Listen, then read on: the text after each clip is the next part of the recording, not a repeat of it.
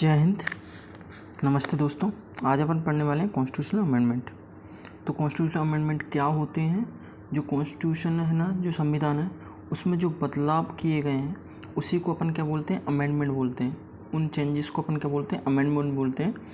तो चलिए आइए देखते हैं कि अपना जब कॉन्स्टिट्यूशन लागू हुआ था 1950 से 26 जनवरी 1950 को जब लागू हुआ था, एनफोर्स हुआ था अपना कॉन्स्टिट्यूशन, तब से बदलाव हुए हैं और क्या क्या बदलाव हुए हैं और क्यों बदलाव किए गए हैं, इनको अपन देखना है कॉन्स्टिट्यूशनल अमेंडमेंट के थ्रू।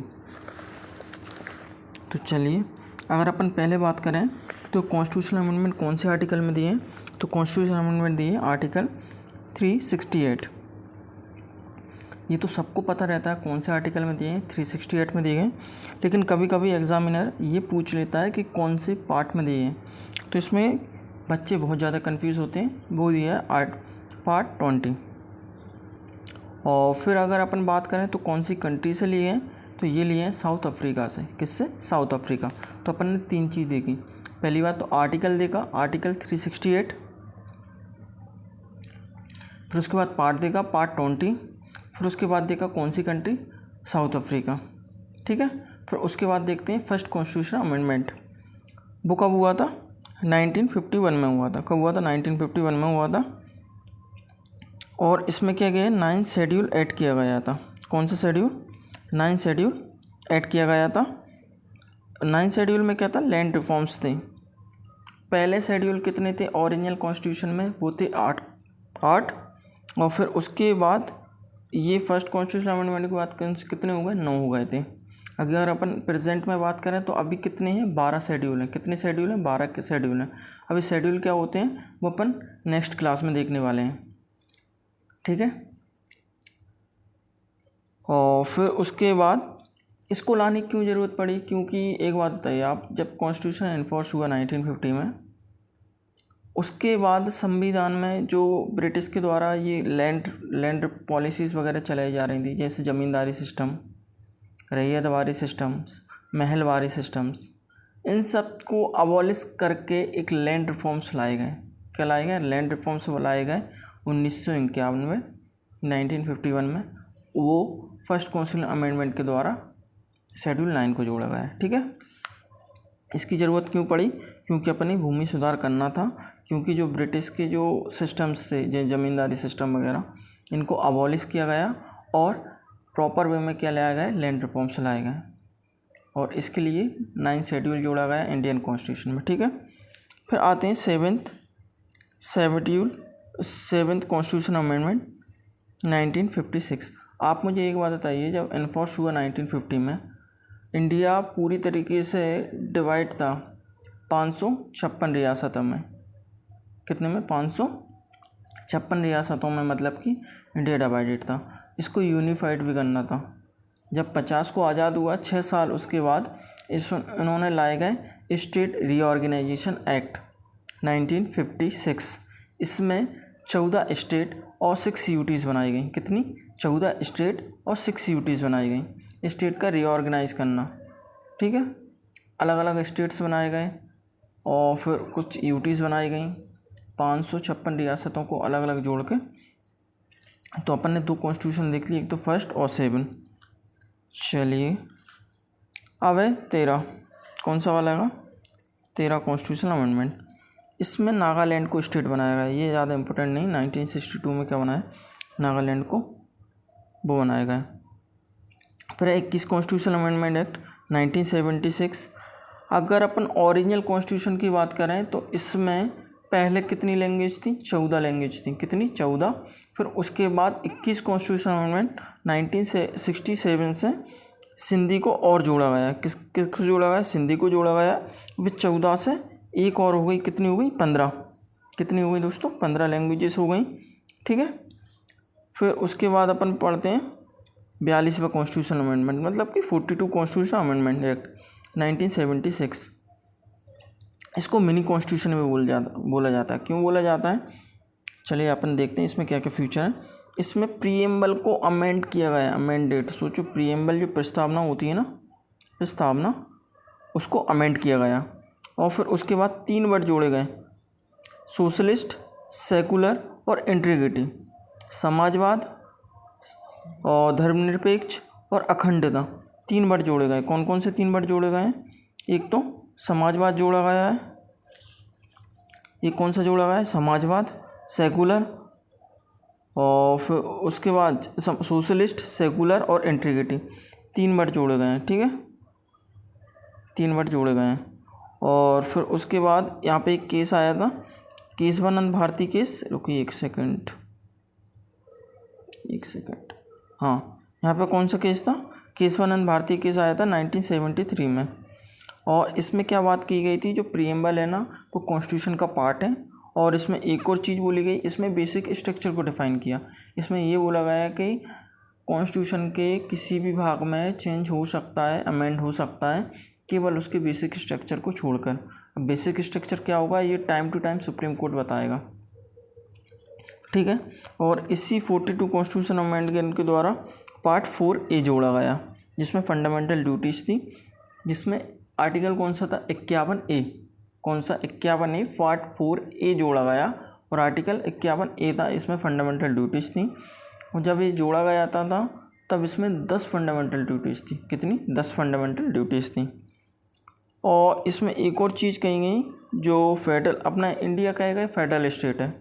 इसमें 3 लिस्ट हैं, पहली यूनियन, सेकंड है स्टेट और थर्ड कौन सी है? कंकरेंट। तो इसमें स्टेट के कुछ सब्जेक्ट उठा के किस में डाल दी? कंकरेंट। जैसे कि एजुकेशन हुआ, जनसंख्या हुआ, एजुकेशन हुआ, पॉपुलेशन हुआ, फॉरेस्ट हुआ एंड वाइल्ड लाइफ हुआ।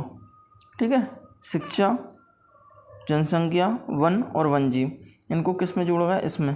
तो 42 में अपन ने क्या किया? इसको मिनी कॉन्स्टिट्यूशन बोला जाता है। इसमें प्रीएम्बल को अमेंड किया और 3 वर्ड जोड़े गए प्रीएम्बल में, सोशलिस्ट, सेकुलर और इंटीग्रिटी।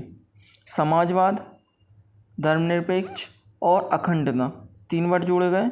और इसी से पहले क्या हुआ था? पहले केशवानंद भारती केस हुआ था, जिसमें प्रीएम्बल को कॉन्स्टिट्यूशन का पार्ट बताया गया था और इसमें बेसिक स्ट्रक्चर को डिफाइन किया गया। ठीक है, पार्ट 4A जोड़ा गया, जिसमें फंडामेंटल ड्यूटीज़ थी और इसमें कुछ सब्जेक्ट स्टेट से कंकरेंट में डाल दिए। शिक्षा हुआ, पॉपुलेशन हुआ, फॉरेस्ट हुआ, वन हुआ, वन्यजीव हुआ। ठीक है, अब मुझे यहाँ पे एक बात बताइए, जो आर्टिकल 4A हैगा, क्या हैगा? आर्टिकल जो 4A है उसको क्यों जोड़ा गया था? 4A को इंडिया में क्यों जोड़ा गया है?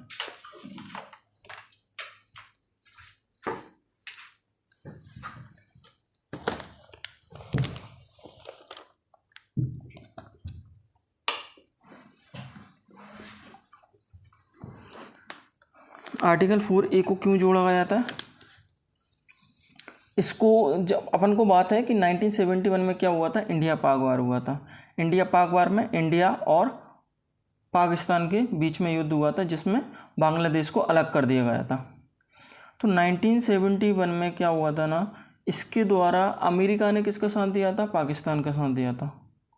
और रसिया ने किसका साथ दिया था? रसिया ने साथ दिया था किसका? इंडिया का साथ दिया था। इसीलिए उस टाइम पे गवर्नमेंट, वो अपनी प्राइम मिनिस्टर कौन थी? इंदिरा गांधी थी। इंदिरा गांधी किससे इन्फ्लुएंस थी?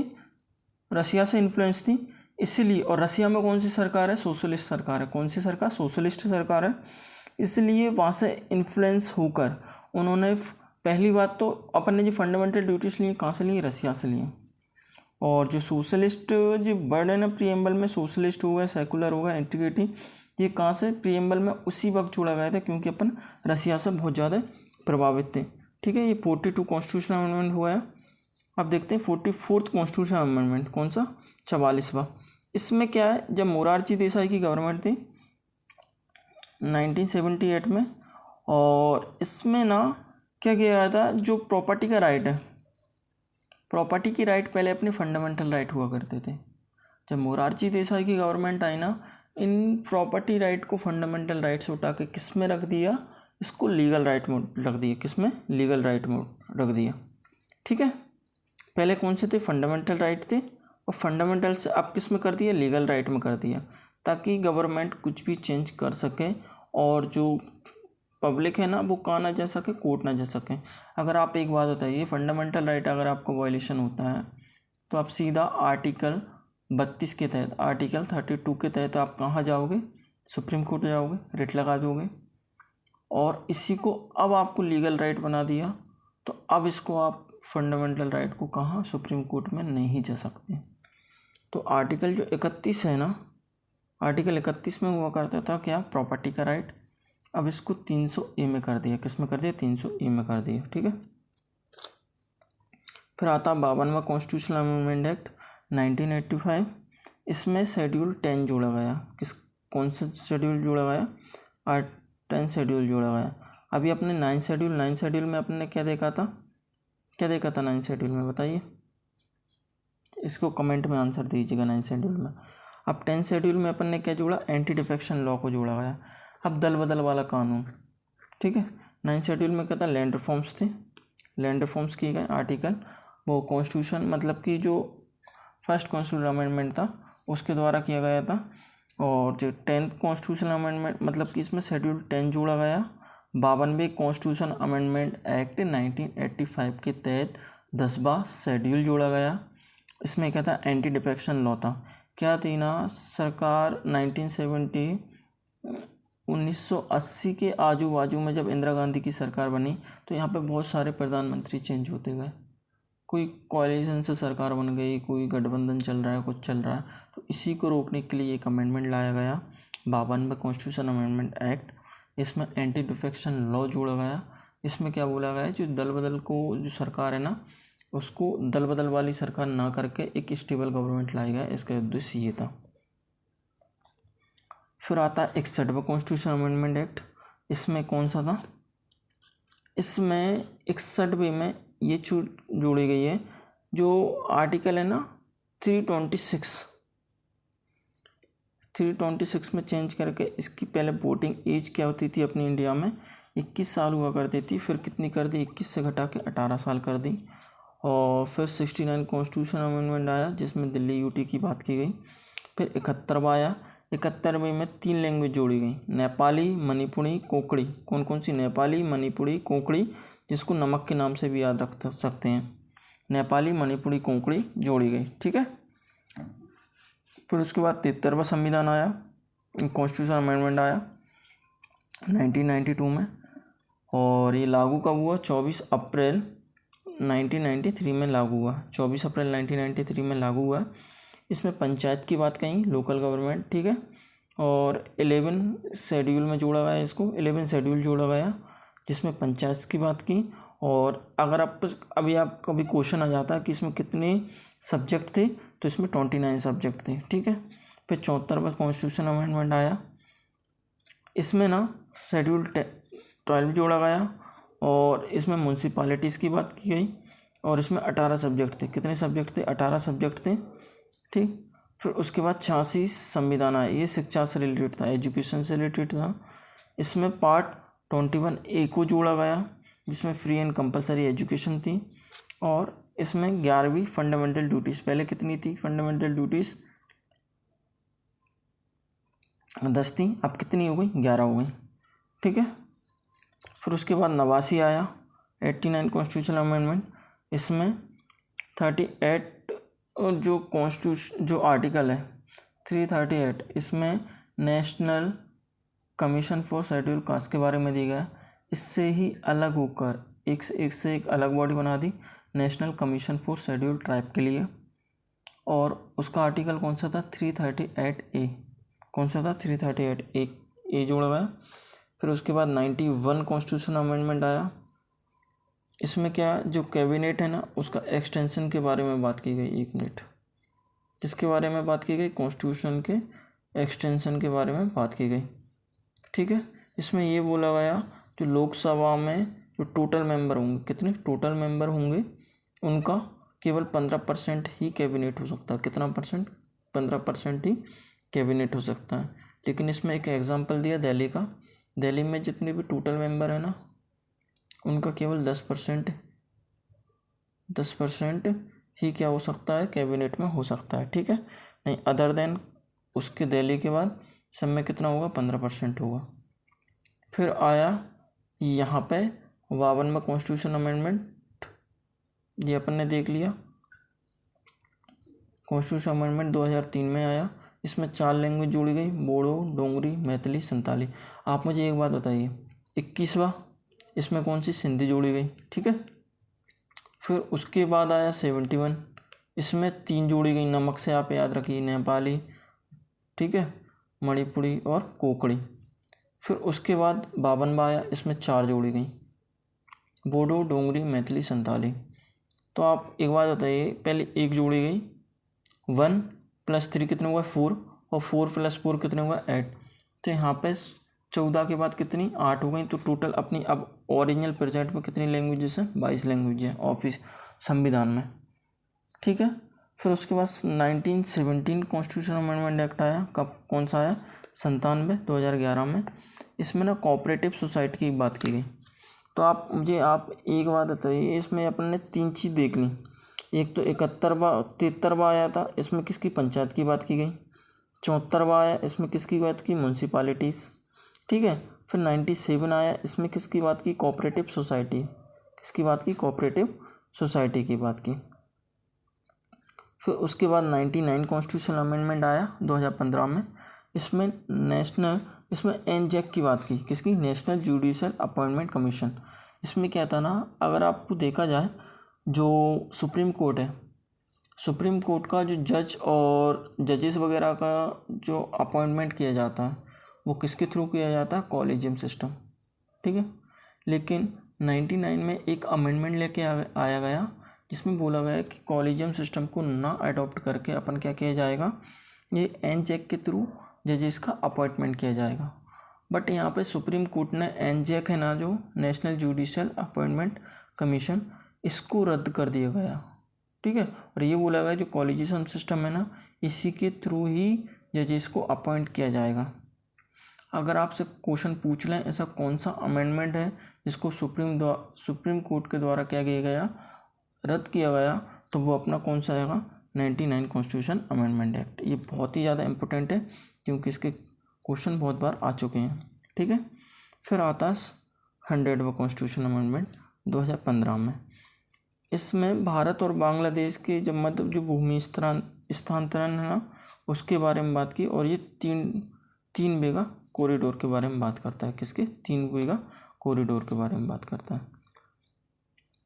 अब फिर उसके बाद 101वां आया, 101 कॉन्स्टिट्यूशन अमेंडमेंट 2016 में, ठीक है। बट ये लागू कब होता है, 1 जुलाई 2017। आपको पता है ये किसके लिए लाया गया था, ये जीएसटी के लाया गया था, गुड्स एंड सर्विसेज टैक्स। किसके लिए, गुड्स एंड सर्विसेज टैक्स के लिए लाया गया था जीएसटी। और ये जीएसटी कैसा है कि इनडायरेक्ट टैक्स है, कैसा हैगा, इनडायरेक्ट टैक्स हैगा, ठीक है। और ये किसकी, अगर आपसे कभी बोल रहे किसकी समिति के थ्रू लाया गया था, ये विजय कालेकर समिति के थ्रू लाया गया था। फिर देखते हैं 102 102 कॉन्स्टिट्यूशन अमेंडमेंट।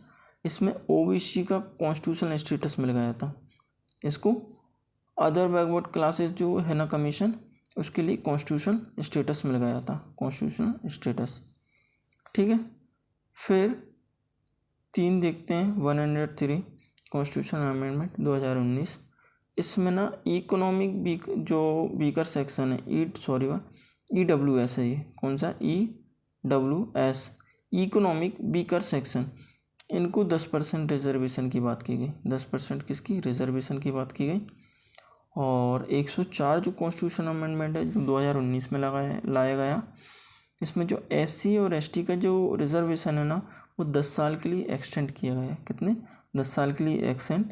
और जो एंग्लो इंडियन है ना, उनकी सीट को अबॉलिश किया गया। एंग्लो इंडियन लोकसभा में 2 थी, और जो स्टेट असेंबलीज है ना, उसमें 1 रहती थी, ठीक है ना, उसको अबॉलिश किया गया। फिर उसके बाद ये लास्ट कॉन्स्टिट्यूशन अमेंडमेंट हुआ 2005 में। इसमें क्या बोला गया, जो 102 कॉन्स्टिट्यूशन अमेंडमेंट था जिसमें ओबीसी को कॉन्स्टिट्यूशन स्टेटस दिया गया था, इसमें ये बोला जाएगा इस अमेंडमेंट के थ्रू कि ओबीसी में कौन पिछड़ा वर्ग का होगा, ये कौन डिसाइड करेगा, ये ओबीसी डिसाइड करेगी कौन ओबीसी के अंदर आता है।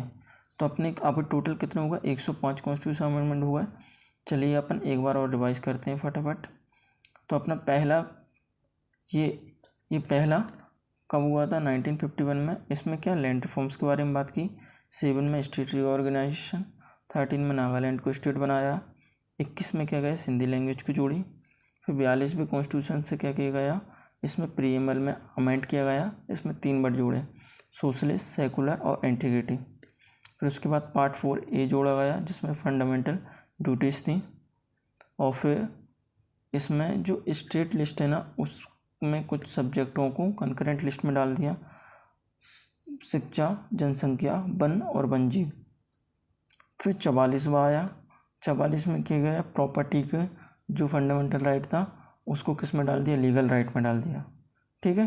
फिर 52वां आया, 52 में 10th शेड्यूल ऐड किया गया, और इसमें 10th शेड्यूल में क्या था ना, एक एंटी डिफेक्शन लॉ था, दल बदल गवर्नमेंट को, एक स्टेबल गवर्नमेंट को फॉर्म करना इसका उद्देश्य था। फिर 61वां आया, 61वें में जो 21 साल जो वोटिंग एज थी ना उसको घटाकर 18 साल कर दी। फिर 69 आया, इसमें दिल्ली यूटीज की बात की गई, और फिर 71 आया, इसमें 3 लैंग्वेज और जोड़ी गई, नेपाली, मणिपुरी और कोंकणी। फिर उसके बाद 73वां आया, इस पंचायत से रिलेटेड था, और 74वां म्यूनसिपालिटीज से था। और फिर 86 आया जो एजुकेशन, शिक्षा से रिलेटेड था, इसमें क्या बोला गया, जो 21A पार्ट है ना, फ्री एंड कंपलसरी एजुकेशन, इसको जोड़ा गया, और 11वीं फंडामेंटल ड्यूटीज़ को जोड़ा गया। फिर 89 में क्या, SC 338 आर्टिकल से कौन सा एक और आर्टिकल को, एक और कमीशन को जोड़ा गया, 338A। इसमें क्या है ना, इसमें national commission for schedule tribe की इसका एस्टेब्लिशमेंट किया गया। फिर 91 आया, 91 में कैबिनेट का एक्सटेंशन के बारे में बात की, तो टोटल मेंबर होंगे उनके 15%, और दिल्ली का जो टोटल मेंबर होंगी ना उनके 10%, ये एक्सेप्शन है दिल्ली का। फिर 92 आया, इसमें 4 लैंग्वेज जुड़ गई, बोडो, डोगरी, मैथिली, संताली। फिर 97 इसमें कोऑपरेटिव सोसाइटी की बात की। 99 इसमें एनजेक को लाया गया था बट इसको अबॉलिश कर दिया। फिर 100 आया, इसमें 3 बीघा कॉरिडोर की बात की गई। फिर 101 जिसमें जीएसटी की बात, 102 जिसमें ओबीसी की बात, 103 जिसमें ईडब्ल्यूएस, और 104 जिसमें एससी एसटी का रिजर्वेशन बढ़ाया और एंग्लो इंडियन का सीट अबॉलिश की। 105 लास्ट, इसमें क्या ओबीसी में कौन पिछड़ा वर्ग आया होगा ये डिसाइड की बात की। चलिएगा, thank you, have a nice day, जय हिंद।